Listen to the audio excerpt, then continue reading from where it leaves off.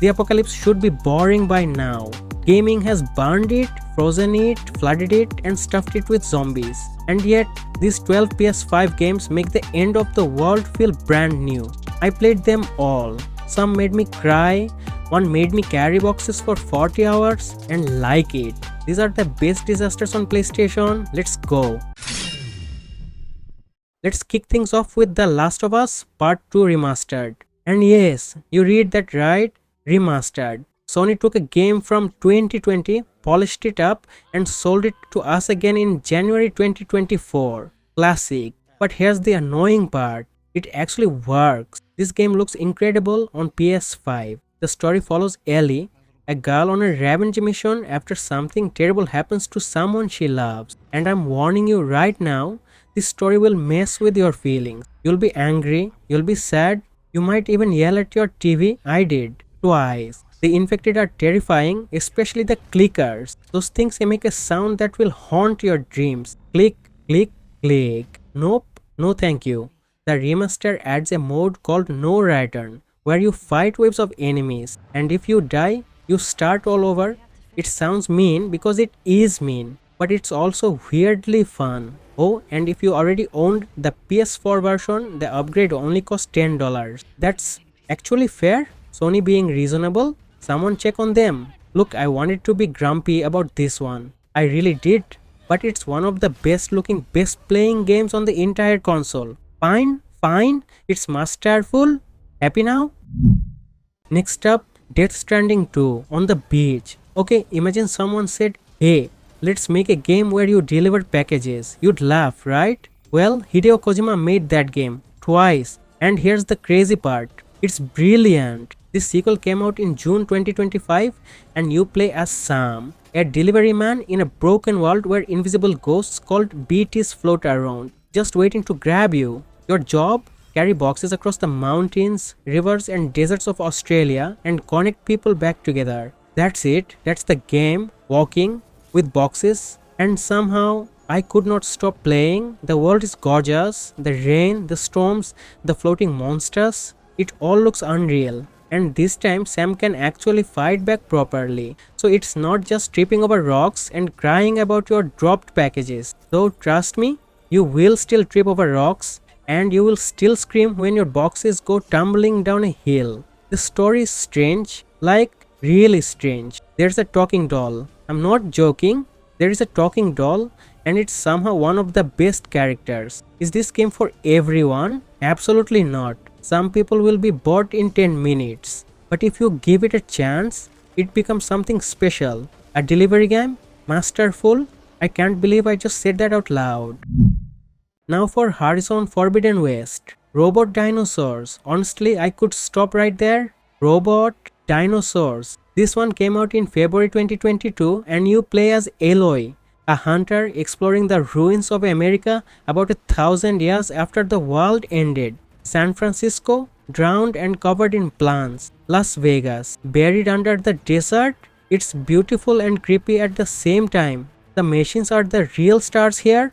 Giant robot snakes, robot mammoths, a robot T-Rex called a Thunderjaw that will absolutely flatten you if you get sloppy. Every big fight feels like a boss battle. Rip off their armor, shoot the glowing weak spots and try not to panic. Now my complaints. Aloy never stops talking, never.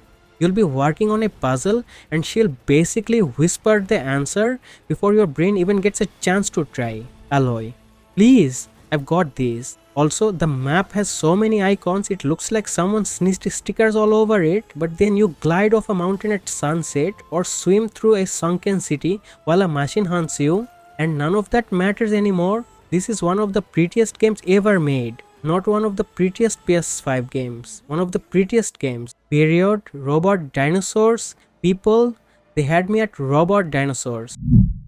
Here we go. The Last of Us Part 1. Deep breath. This is a remake of a game from 2013 which already got a remaster in 2014. So this September 2022 release is the third time Sony has sold us this exact same story. At full price, by the way, $70. I have never rolled my eyes so hard in my life. But then I played it and wow, They rebuilt everything from the ground up for PS5 and it shows. The faces, the lighting, the tiny details, it honestly looks like a brand new game. The story follows Joel, a smuggler with a broken heart, escorting a kid named Ellie across America after a nasty fungus turns most of humanity into monsters. Sounds simple? It's not. This is one of the greatest stories in video game history, and I will argue with anyone who disagrees. The bond between Joel and Ellie feels real. The quiet moments hit harder than the action. And the ending, I'm not spoiling it,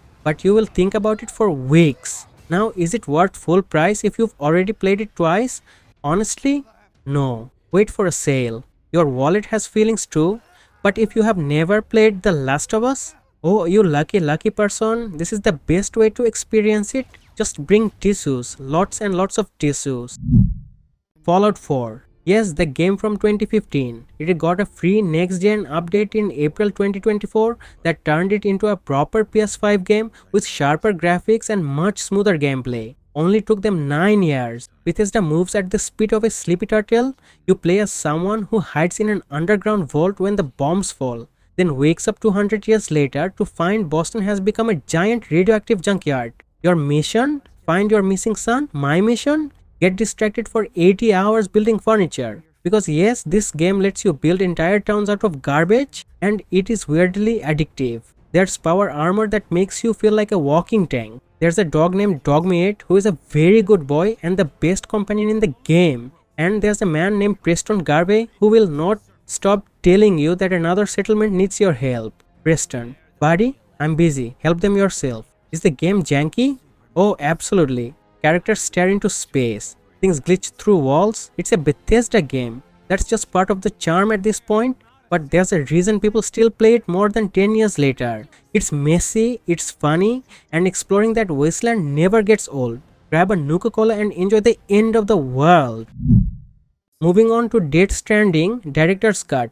This is where the whole delivery madness started. The original came out in 2019, and this souped-up PS5 version landed in September 2021. Fun fact, Kojima didn't even like the name. He said nothing was cut from the game, so it should have been called a Director's Plus. The man argues about his own title. I respect that. So what is this thing? You're Sam, a lonely delivery man crossing a broken America, hauling boxes on your back like a human camel. There are ghosts. There's rain that makes everything it touches grow old super fast.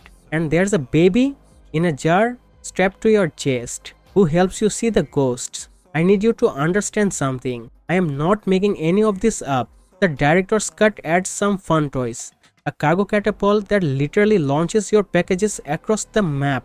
A racing track, a robot body that carries your stuff or carries you. Sam's poor back must be so grateful. And if you owned the PS4 version, the upgrade was $10. Fair. Playing this after Death Stranding 2, it's slower, weirder and rougher around the edges, but it's also where the magic began. This is the strangest game Sony has ever published and one of the bravest. A baby in a jar, Masterful.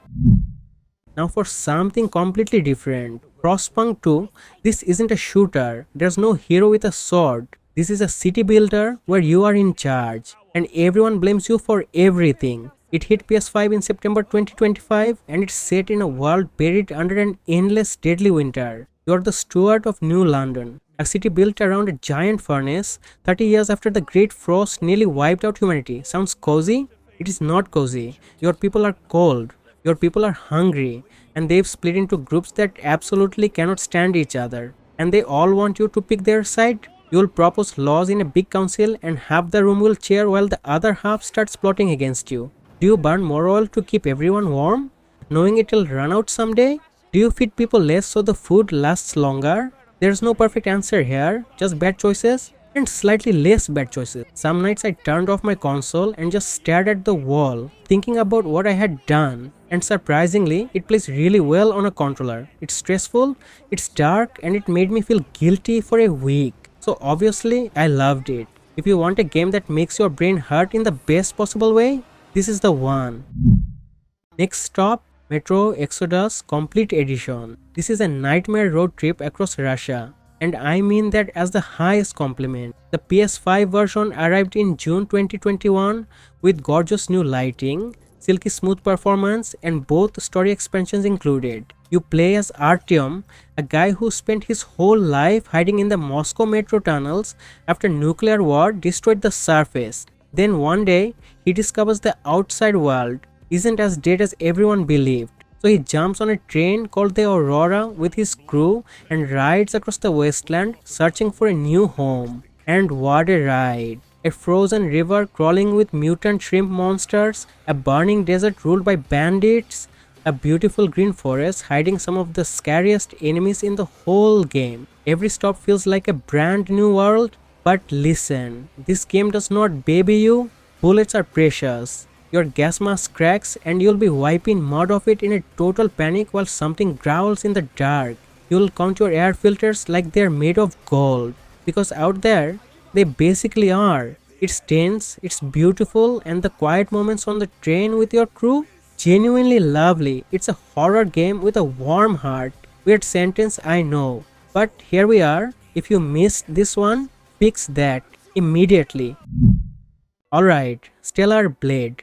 When this came out in April 2024, the internet spent weeks arguing about how the main character looks instead of, the actual game, which is a real shame because underneath all that noise is one of the best pure action games on PS5. Here's the setup. Monsters called the Nativar took over Earth and humanity ran away to a colony in space. You play as Eve, a soldier sent back down to take our planet back. Simple story. That gets weirder the deeper you go. And the combat? Oh, the combat is delicious. It's all about timing. Block at the exact right moment. Dodge at the exact right moment. Do it right, and Eve turns into a spinning blender of glowing sword attacks. Do it wrong, and giant monsters will bounce you around like a basketball. But when you finally beat that boss that's been crushing you for an hour, best feeling in gaming. And the music, incredible. I've had this song stuck in my head for months. Send help, is it perfect? No.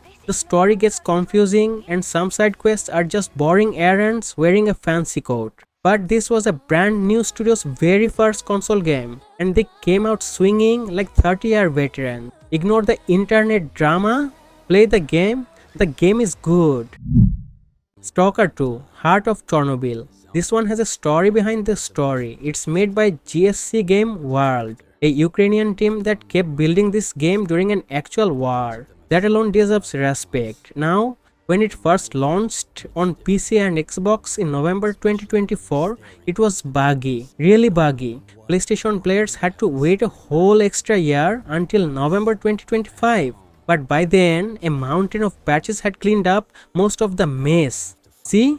This is why I keep telling you people, never pre-order. Being patient literally got PS5 owners the better version. The game itself, you're a stalker named Skiff, exploring the zone, a cursed land around Chornobyl filled with invisible traps called anomalies. You toss little metal bolts ahead of you to find them, and when a bolt suddenly gets crushed by nothing, don't walk there. There are mutants that will absolutely ruin your day, glowing treasures called artifacts that are worth dying for, and a world that does not care about you at all. You get hungry, you bleed, your guns jam at the worst possible moments. It's hard, it's heavy, it's not for everyone, but nothing else on PS5 feels this dangerous. And that's exactly why you'll keep crawling back for more. Dying Light, the Beast. Now here's a plot twist for you. Games get delayed all the time, right? This one came out early. Techland moved the launch up a whole day to September 18th, 2025 because a million people were that excited. A zombie game arriving ahead of a schedule. I didn't even know that was allowed. You play as K.R, the hero from the very first Dying Light. Poor guy spent 13 years locked in a lab being experimented on by a villain called the Baron. Now he's escaped. He's furious. And those experiments left something wild growing inside him. When Crane's rage boils over, he goes full beast mode and starts tossing zombies around like ragdolls. It rules. The setting is different this time. No big city.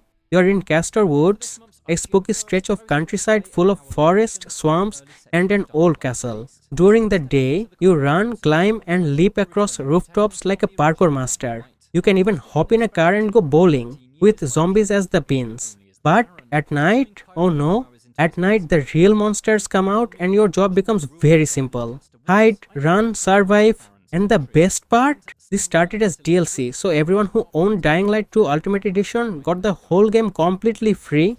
Is studio actually keeping its promise? Give me a moment, that never happens. And our final game, Days Gone Remastered. Let me tell you a sad story. Back in 2019, this open world zombie game got mixed reviews, and Sony quietly moved on. Fans begged for a sequel for years. Sony's answer? No sequel for you. But here, have a remaster. It arrived in April 2025, and if you owned the PS4 version, the upgrade cost $10. Classic Sony move. But you know what? I'm actually glad it exists because this game deserved a second chance. You play as Deacon St. John, a biker drifting through Oregon after an outbreak turned most people into fast screaming creatures called freakers. And your motorcycle isn't just a ride, it's your best friend. You feed it fuel, you fix it up, you upgrade it piece by piece, lose your bike out in the wilderness, and you're basically toast. Then there are the hordes, hundreds, and I mean hundreds, of freakers pouring over a hill like a flood with teeth. The first time you see one, your brain just goes nope, nope, nope, nope, running from a horde, throwing everything you've got at it, escaping with a tiny sliver of health. Left, nothing else on PS5 feels like that. The remaster adds sharper visuals, a permadeath mode for absolute maniacs, and horde assault, a survival mode that hurls endless waves. It's not a perfect game, but it never got the love it deserved until now. And that's 12 Apocalypses. Somehow the end of the world gave us the best games on PS5. Now, this is the part where I'm supposed to scream smash that like button.